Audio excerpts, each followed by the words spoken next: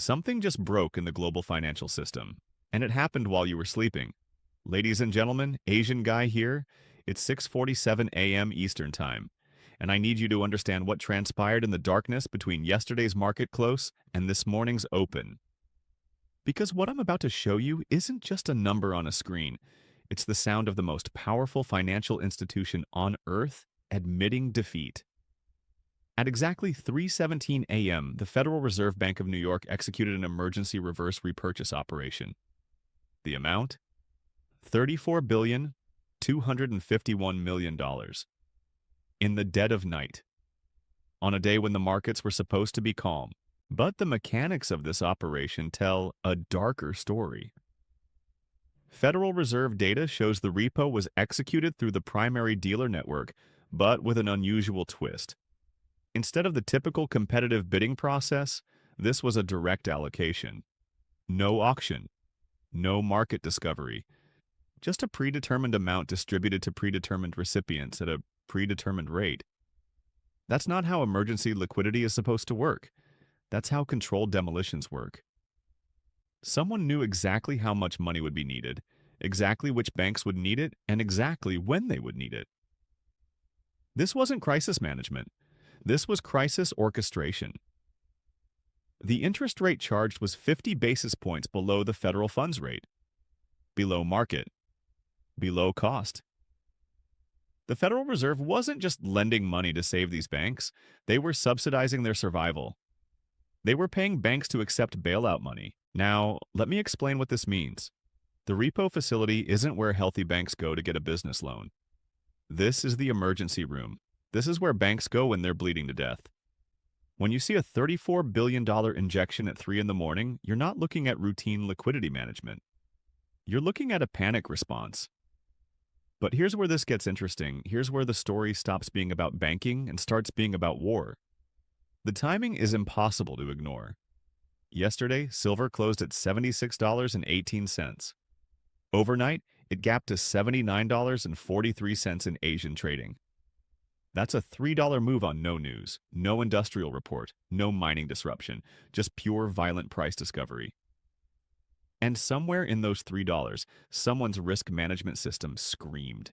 Think about the mathematics of leverage. One silver futures contract controls 5,000 ounces.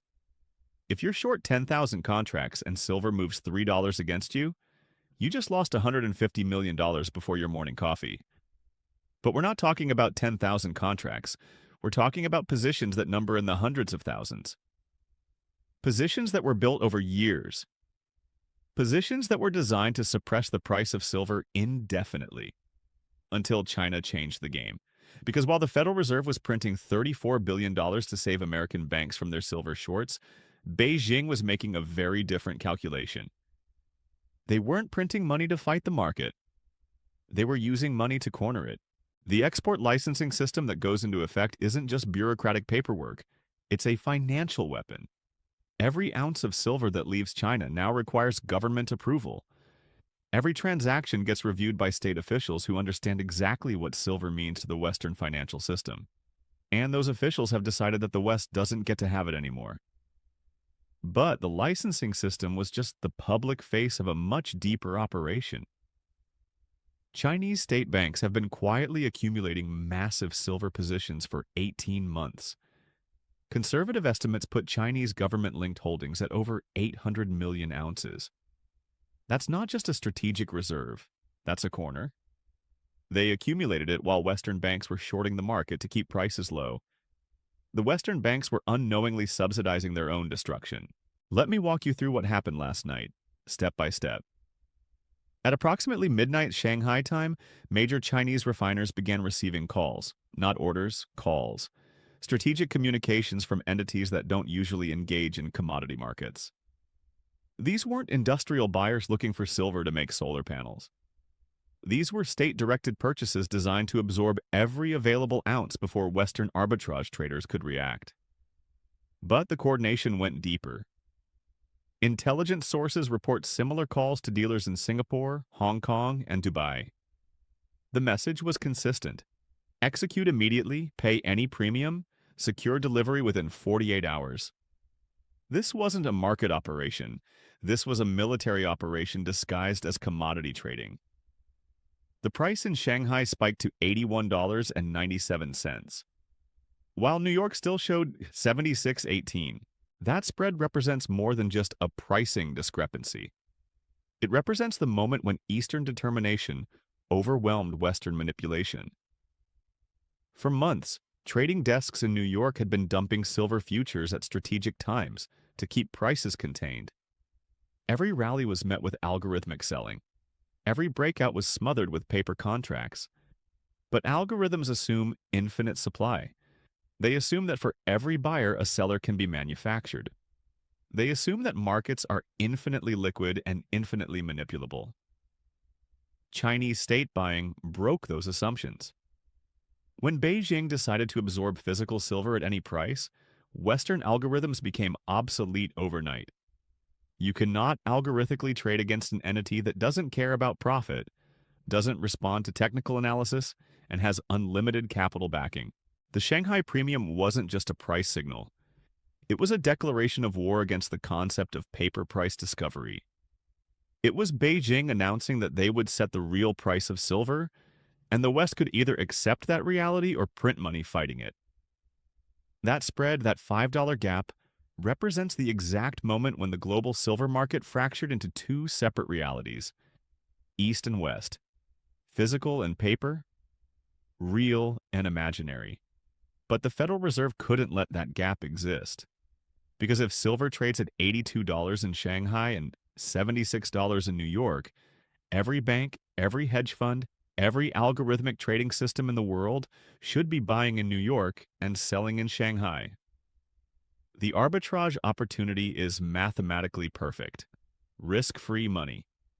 Except the arbitrage isn't working, and the Fed knows why. The $34 billion injection wasn't just about margin calls. It was about preventing a delivery crisis that would expose the fact that the Western silver market has been running on vapors for years. The registered inventory at the COMEX, the metal that's actually available for delivery, has been hemorrhaging for months. Every time the price spikes, more contracts stand for delivery, and every delivery drains the system. But tonight was different. Tonight, the Chinese buyers weren't just taking delivery. They were taking everything. The repo injection tells us that American banks couldn't find $34 billion in cash to meet their obligations. They had to pawn their treasury bonds to the Federal Reserve just to stay alive. Think about that. The institutions that create money had to borrow money to avoid bankruptcy. But the Federal Reserve's own data reveals something even more disturbing. The $34 billion injection wasn't spread across multiple institutions. According to the primary dealer reports, 3 banks accounted for over $28 billion of the total. 3 banks. 3 systemically important financial institutions were simultaneously facing liquidity crises at exactly the same moment that silver spiked. The identity of these banks isn't officially disclosed, but market intelligence points to the usual suspects, the institutions that have dominated precious metals trading for decades. The same entities that assured regulators their short positions were hedged, their risk was manageable, their exposure was contained. They lied. Or more accurately, they believed their own lies until reality intervened. The internal stress tests these banks ran were based on historical price movements. Silver moving 5% in a day was considered an extreme scenario. Silver moving 15% was considered impossible. But when Chinese demand hit the market with state-level capital backing, historical models became worthless. The algorithms broke. The risk management systems failed. The humans panicked. The cascading failures were immediate. Trading desks that had operated on autopilot for years suddenly required manual intervention. Risk officers who hadn't worked weekends in decades were called in at midnight. Board members who thought precious metals were a quaint side business discovered their banks were existentially exposed to a metal they barely understood. And when humans panic at 3 in the morning, they call the Federal Reserve. But the Fed's intervention reveals a terrifying precedent. They've now established that silver shorts are too big to fail, that precious metals manipulation is systemically important, that any threat to the suppression scheme will be met with unlimited dollar creation. This guarantee fundamentally changes the game. Chinese strategists now know exactly how much it costs to force American money printing. They know that every $10 move in silver triggers roughly 20 billion in emergency liquidity. They can calculate the precise cost of destroying dollar credibility. And they can afford it. And all because the price of a shiny metal moved $3. But the real message, the message that should terrify every holder of dollar-denominated assets, isn't what the Fed did. It's what China didn't do. While America was printing money to fight the market, China was using money to own it. They didn't need emergency liquidity operations. They didn't need midnight bailouts. They just needed to make a phone call to their refiners and say one word: buy. Every ounce that moved from Western vaults to Eastern storage last night represents a permanent transfer of monetary power. Silver doesn't care about politics. It doesn't care about trade wars. It only cares about scarcity. And Beijing has just engineered artificial scarcity for the West while creating abundant supply for themselves. The mathematical inevitability is staggering. If Chinese demand absorbs Western supply, and Chinese export controls prevent Western access, then Western prices must rise to destroy Western demand. It's not manipulation, it's physics. But the Federal Reserve is trapped. Every time they print money to save the silver shorts, they devalue the dollar. Every time they devalue the dollar, hard assets become more attractive. Every time silver becomes more attractive, the shorts get deeper underwater. They're trying to put out a fire with gasoline. The 34 billion injection proves that the suppression mechanism is broken. For decades, the game worked because Western banks could always find more paper to sell, more contracts to dump on the market, more imaginary silver to keep the price down, but paper silver requires confidence. And confidence requires delivery capability. And delivery capability requires physical metal, and physical metal requires Chinese cooperation, and Chinese cooperation just ended it. The export licensing system isn't scheduled to begin tomorrow. It's not a future threat. According to sources in Shanghai, enforcement began 3 hours ago. Retroactively, every silver shipment that was supposed to leave Chinese ports today has been placed under administrative review. The bridge is burning while people are still on it. This creates a psychological shift that the banking system cannot handle. For years, silver traders operated under the assumption that supply was infinite, that if demand spiked, more metal would appear, that if prices rose, miners would produce more, refiners would work faster, and the market would balance. But supply isn't infinite when it's controlled by a government that wants to see your currency fail. The $34 billion repo injection is the first payment in what will become an endless series of payments. Because the problem isn't going away. Chinese demand isn't decreasing, Western supply isn't increasing, and the mathematical gap between those two realities grows wider every day. Every dollar the Fed prints to save the shorts makes the shorts more expensive to maintain. Every intervention creates the need for a bigger intervention. The debt spiral has begun. And the truly terrifying part? This is just silver. This is just one market, one metal, one relatively small corner of the global financial system. If a $3 move in silver requires a $34 billion bailout, what happens when gold moves? What happens when copper moves? What happens when China decides to restrict rare earth exports or lithium or any of the dozens of strategic materials that the Western economy depends on? The Federal Reserve has just revealed the blueprint for their own destruction. They've proven that American banks are so leveraged, so dependent on artificially suppressed commodity prices, that a tiny movement in one market can bring down the entire system. And Beijing is watching, and learning, and planning. The Chinese leadership isn't just fighting for silver. They're testing the limits of American financial power. Every repo injection, every bailout, every desperate measure to keep the banking system alive is being cataloged, analyzed, and weaponized for future use. They've discovered that a relatively small amount of strategic commodity buying can force the Federal Reserve into emergency actions.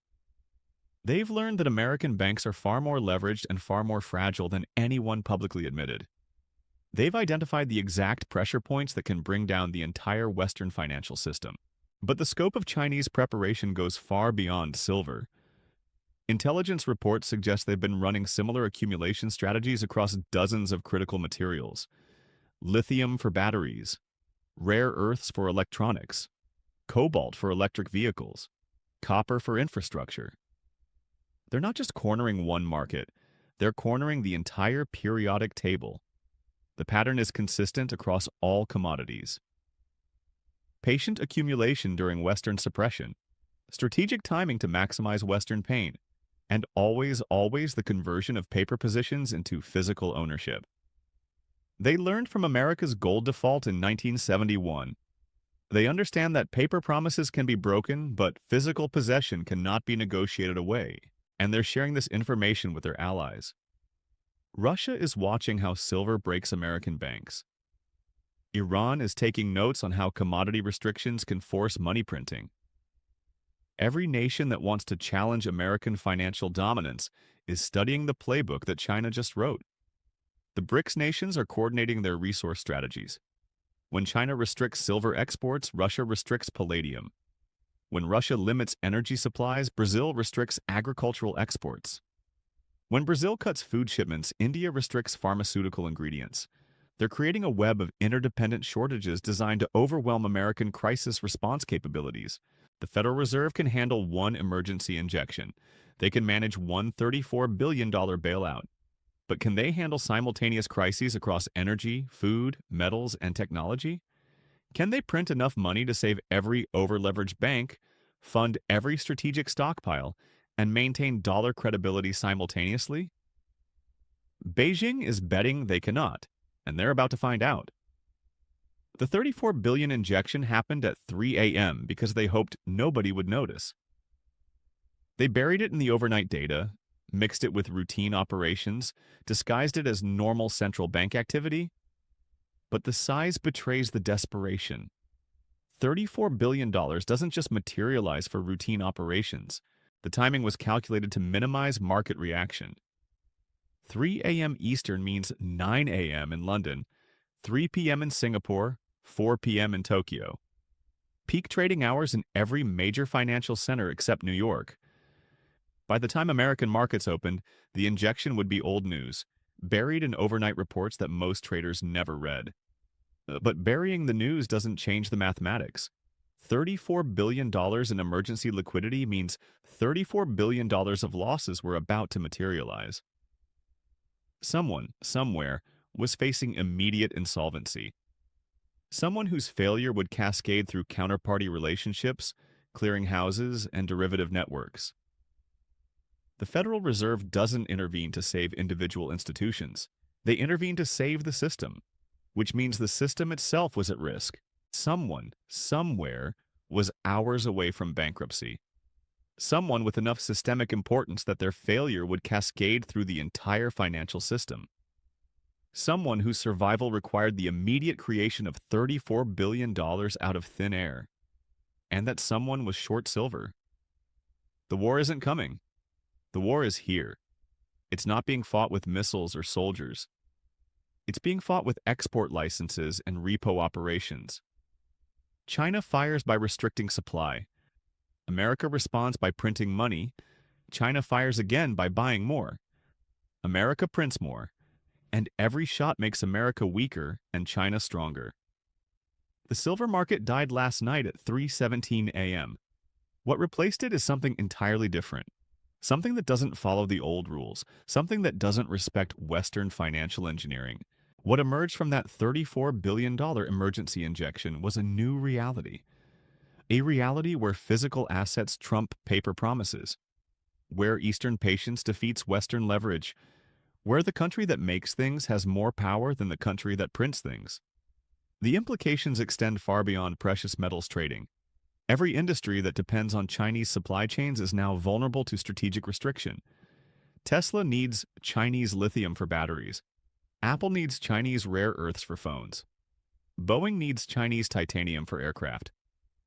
The entire American economy is built on the assumption that China will continue selling critical materials at prices that make American manufacturing competitive. That assumption just died. The export licensing system for silver is the prototype for a broader economic weapon.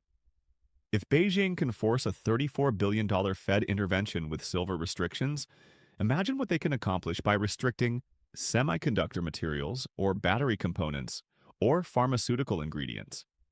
American policymakers are waking up to a horrifying reality. The supply chains they outsource to China for cost efficiency have become strategic vulnerabilities. The same globalization that made American corporations profitable has made American sovereignty impossible. And there's no quick fix. You cannot rebuild decades of manufacturing capacity overnight. You cannot create alternative supply chains with emergency legislation. You cannot print your way out of a physical shortage. The Federal Reserve's $34 billion injection bought time, not solutions. It prevented immediate bank failures, but it didn't address the underlying problem. Chinese control over critical materials isn't going away. If anything, it's going to intensify. The next crisis will be bigger. The next emergency injection will be larger. The next bailout will be more desperate, because China isn't stopping with silver. This was just the opening move in a much larger game. The playbook is now written. Apply pressure to over-leveraged Western positions. Force emergency liquidity injections. Document the exact cost of American financial fragility. Repeat with the next strategic commodity. Each iteration teaches Beijing exactly how much pressure the system can handle before it breaks completely. And every dollar printed in response brings that breaking point closer. The Federal Reserve can print dollars, but they cannot print silver. And China has the silver. The game is over. The question now is how long it takes everyone else to realize it.